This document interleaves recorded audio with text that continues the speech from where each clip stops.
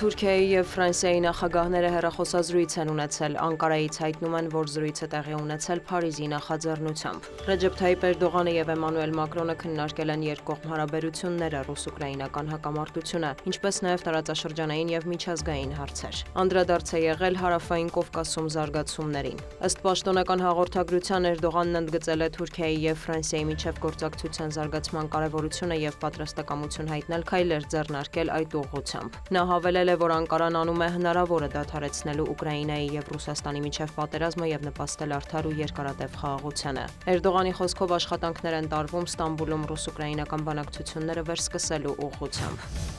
ՆԱՏՕ-ի գլխավոր քարտուղարը մեկնաբանել է Կրեմլում Վլադիմիր Պուտինի եւ ԱՄՆ նախագահի բանագնացների հանդիպումը, նշել, որ այն չափազանց կարեւոր է։ Մարկ Ռյուտեն տեղեկացրել է, որ դաշինքը սերտ կապի մեջ է Վաշինգտոնի հետ։ Կլինեն նաեւ այլ քայլեր, բայց ամեն փուլի մասին մեկնաբանություններ չեն կանի, հավելել է պաշտոնյան ՆԱՏՕ-ի արտգործնախարարների հանդիպմանն ընդառաջ լրագրողների հետ զրույցում։ Ռյուտեն նաեւ տեղեկացրել է, որ ռուս-ուկրաինական կարգավորման հասնելու ջանքերին զուգահեռ դաշինքը մտադիր է շարունակել զենք գնել Ուկրաինայի համար։ Ռյուտեն մտահոգություն է հայտնել, որ Մոսկվան պատրաստ չէ փոխզիջման գնալ, ուստի հարկավոր է ուժեղացնել Ռուսաստանի վրա ճնշումը եւ շարունակել պատժամիջոցները։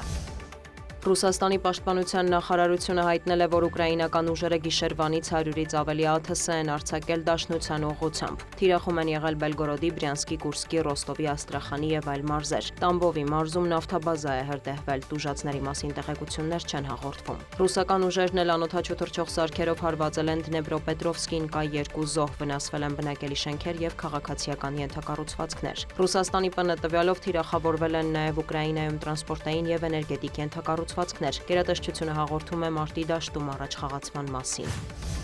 Ռուսաստանը պատրաստ է Վրաստանի հետ հարաբերությունների կարգավորման, սակայն դեռ նախադրյալներ չի տեսնում քաղաքական երկխոսության վերսկսման համար, հայտարարել է Ռուսաստանի արտաքին գործերի նախարարությունը։ Թբիլիսին հետևում է Սաակաշվիլու ռեժիմի որդեգրած դիրքորոշմանը, այն է կապել դիվանագիտական հարաբերությունների վերականգնումը Աբխազիայի եւ Հարավային Օսիայի ճանաչման չեղարկման հետ։ Սա անիրատեսական պահանջ է, նշել են գերատեսչությունից։ Ըստ ՌԴԱԳՆ-ի այժմ գնդակը Վրաստանի դաշտում է, Մոսկվան բաց է հարաբերությունների կարգավորման այնքան, որքան Թբիլիսին է պատրաստ դրան։ Ռուսաստանի արտաքին քաղաքական գերատեսչության հայտարարությանն արձագանքել է Վրաստանի վարչապետ Իրակլի Կոբախիձեն։ Նա նշել է, որ Վրաստանը զիջումների չի գնա իր տարածքային ամբողջականության հարցում։ Դա Թբիլիսիի համար կարմիր գիծ է։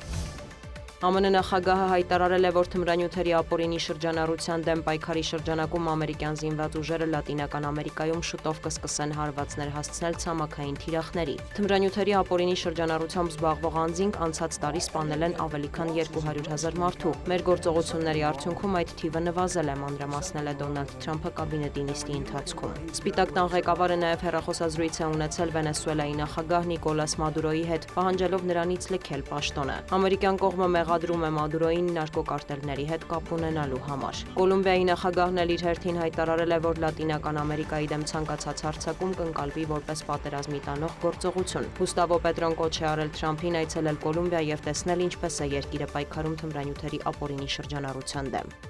Դիանա Գասպարյան, լուրեր։